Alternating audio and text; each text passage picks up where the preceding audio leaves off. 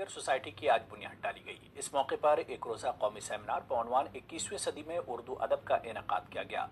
श्रीनगर में मुनक़िदा तकरीब के दौरान 2 किताबों की रस्म रुनुमाई भी अंजाम दी गई। डॉक्टर रियाज तौहीदी और समीना बशीर की किताबों की रस्म रुनुमाई अंजाम दी गई।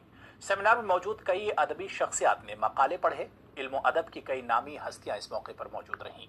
प्रोग्राम के आखिर में वहशी सईद, फारूक मंजर, डॉक्टर रफीक मसूदी, डॉक्टर बशीर आलम और बशीर चिराग को अदब में इनकी नुमाया कारकर्दगी के लिए इज्जत अफजाई की गई।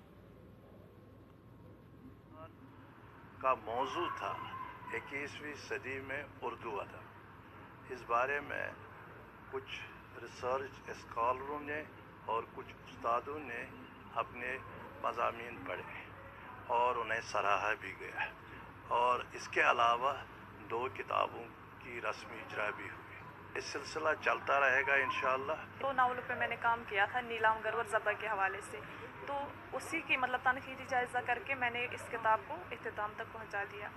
तो मुझे ऐसा लगता है कि मुशर्रफ आलम ज़ौकी दौर जदीद के ऐसे फिक्शन निगार है जो नौजवानों, आजकल के नौजवानों के बारे में बहुत कुछ उन्होंने लिखा भी है और वो लिखते भी है। हमारे माशरे में जो भी जितनी भी बुराइयाँ हो रही है, तो उन बुराइयों की, उन बदउनवानियों की बेहतरीन इक्कासी हमें उनके नावलों में नज़र आती है।